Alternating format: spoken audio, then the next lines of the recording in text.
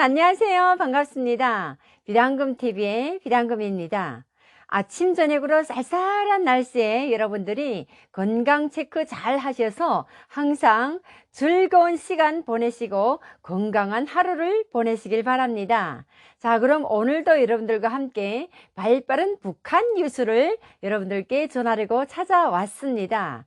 저번 시간에 나정씨랑 함께 해령시 전거리 교화서, 그러니까 북한의 정치범 수용소에 대한 이야기를 나눈 적이 있습니다. 그런데 최근 북한 정거리 교화소에서 그 사망자들에 대한 시신 처리를 정말 끔찍하게 하는 그 사건이 지금 뉴스에 나왔습니다.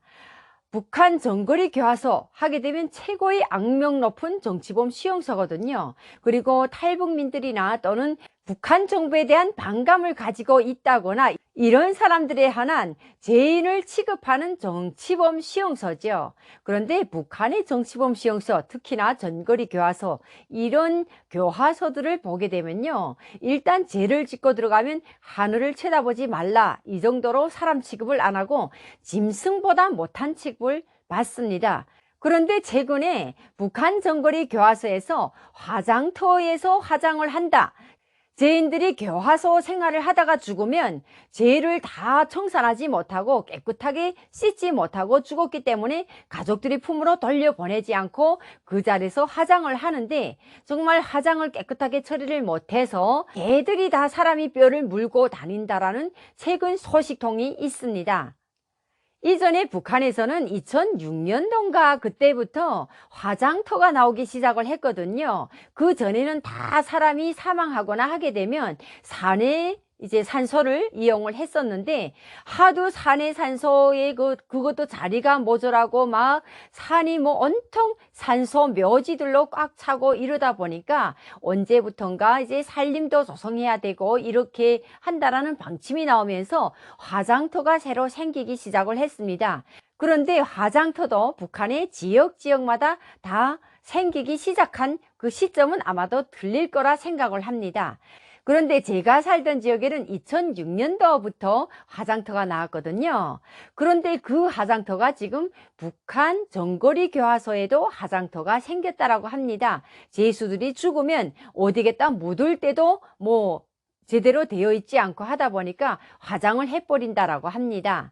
그러면서 소식통은 전거리 교화소나 그 어떤 죄를 짓고 일단은 뭐 교화소에 들어가면 아직까지 그 죄를 깨끗하게 씻지 못하고 북한 공화국에 대한 그 조국에 대한 반감을 품은 자이기 때문에 교화소에서 시체를 처리한다라고 하면서 죄를 다 씻지 못한 죄인은 죽어서도 나라의 푸른 하늘을 볼 그럴 자격이 상실했기 때문에 가족이 품으로 돌려보낼 수 없다라고 증언한다라고 합니다. 참 너무 기가 막힌 일이 아닐 수가 없습니다.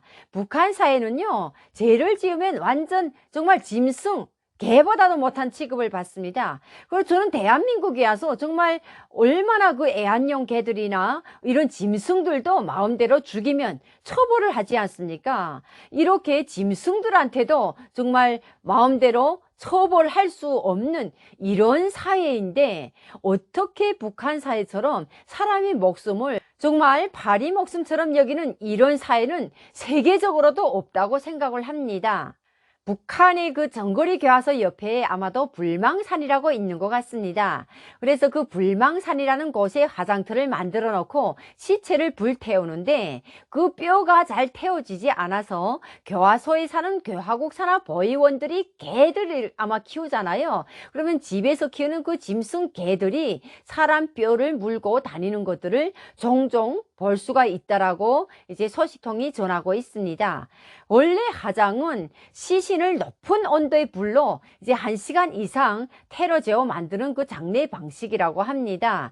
그런데 전거리 교화소의 화장터는 뭐 고온을 장시간 유지하지 못한 채로 단단한 뼈가 완전히 타지 않은 채로 이제 화장을 하고 그대로 버려지기 때문에 그것이 제대로 처리가 되지 않아서 이렇게 짐승들이 입에 물고 다닐 정도로 정말 사람이 막 상상만 해도 몸서리 칠 정도의 이런 소식통입니다.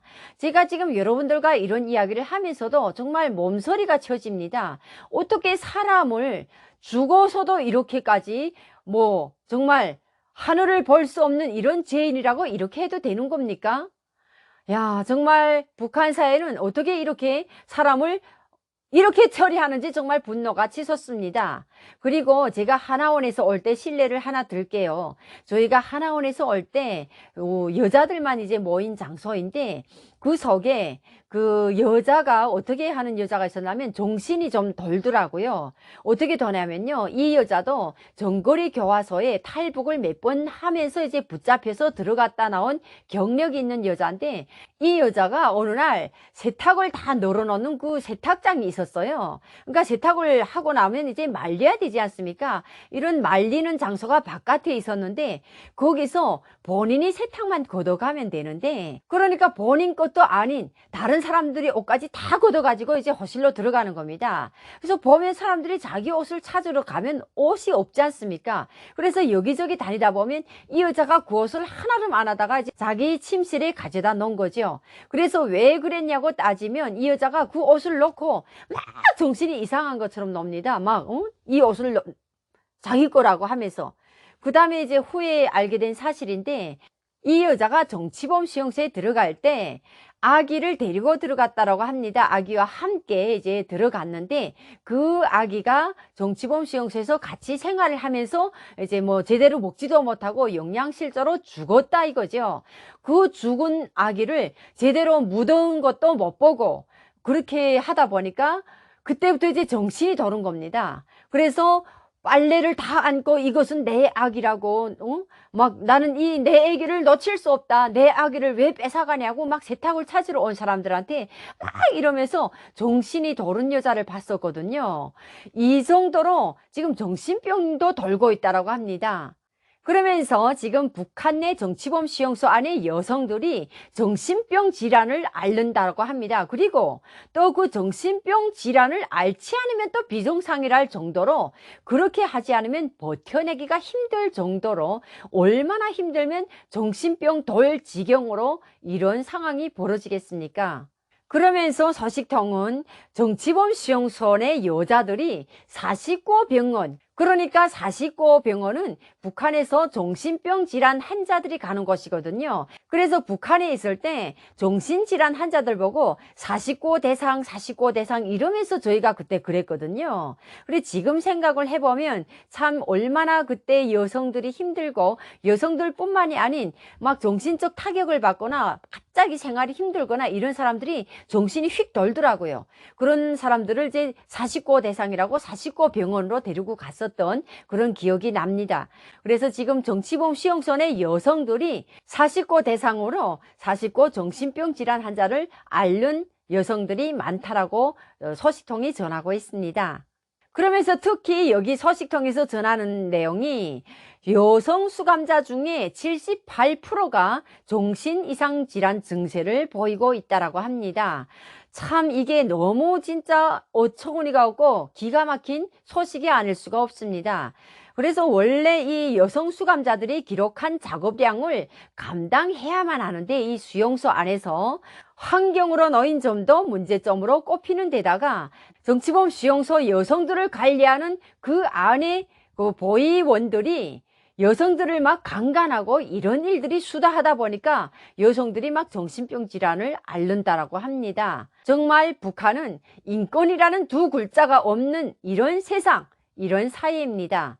그래서 북한은 일단 죄를 짓고 이런 노동교화소나 정치범 수용소에 들어가면 죄를 짓고 있기 때문에 사람이 아니다, 너희는 사람 취급을 못 받는다, 하늘을 벌 수 없다 라고 하면서 일단은 온갖 노동과 착취를 하는 것도 당연하다고 이제 인식을 시키기 때문에 그것도 당연한 건 줄 알고 이렇게 노동 착취를 당하고 있습니다. 이렇게 노동 착취도 당하고 여성의 신체적 인권도 무시당하는 것도 아주 자연스러운 일로 되어가고 있는 것이 북한입니다. 이런 속에서 일상화된 성폭행이 이루어지고 또 어린 처녀애들까지도 조금 성숙이 됐다라고 하게 되면 무조건 그 담당 보호원한테 몸을 바쳐야 되고, 그것도 당연한 것으로 생각하고 또 그래야지만 힘든 일도 안 하고, 이런 상황이 벌어지다 보니까 저희랑 같이 오던 그 하나원에서의 그 여성이 정신질환 막 환자처럼 행동을 하던 그런 일들이 일어날 수밖에 없는 일이고, 또 그런 여성들이 늘어갈 수밖에 없는 것이 오늘의 북한의 현실입니다. 그리고 이렇게까지 너무 힘들고 하다 보니까 그런 속에서도 이제 또 제대로 먹지도 못하고 이러다 보니 막 굶어 죽고 힘들어 죽고 매 맞아 죽고, 이런 일들이 교도소에서 수다하게 벌어지고, 또 이렇게 죽은 시체를 트랙터에 실어서 사체실로 가져가면 다행이고, 안 그러면 그냥 산에 묻어버리고, 이런 일들이 수다하기 때문에 북한의 인권은 아마도 전 세계가 알아서 북한 인권에 대한 목소리를 높여야 된다고 생각을 합니다. 이렇게 북한 정거리 교화소 탈북하다가 붙잡힌 죄인들이 탈북을 해서 국제사회에 북한의 인권을 막 그 공세하는 데 발 맞춰서 같이 호응한 그 어떤 범죄자들이라는 큰 제목을 씌워서 죽어도 마땅하다, 이런 제목까지 씌운다라고 하니까 정말 북한 사회의 인권이 좀 더 큰 목소리를 내서 어떻게 해결이 돼야 되지 않을까 하는 이런 이야기를 여러분들과 하고 싶습니다. 오늘도 여러분들과 함께 북한 전거리 교화소 또는 정치범 수용소 안에서 정말 죄를 지은 사람이라고 해서 사람 취급도 안 하고 정말 죽어서도 사람 취급을 못 받는 이런 인권이 없는 북한의 인권 유린에 대해서 분노의 목소리로 여러분들과 소통하는 비단금 TV였습니다. 지금 최근에 나온 북한 소식들이 참으로 어마어마한 소식들이 참으로 많습니다. 그리고 너무나도 들으면 소름도 끼치고 끔찍한 소식들이 너무 많아서 저도 몸 떨리고 살 떨리는 방송을 하고 있습니다. 오늘도 여러분들과 이런저런 이야기를 많이 나눴는데 참으로 안타까운 일이 아닐 수가 없습니다. 다음 시간에는 여러분들과 좀 밝고 웃음 넘치는 이야기로 다가오는 비단금 TV가 되도록 하겠습니다. 다음 시간도 기대해 주시고요. 오늘도 수고하셨습니다. 여러분 감사합니다.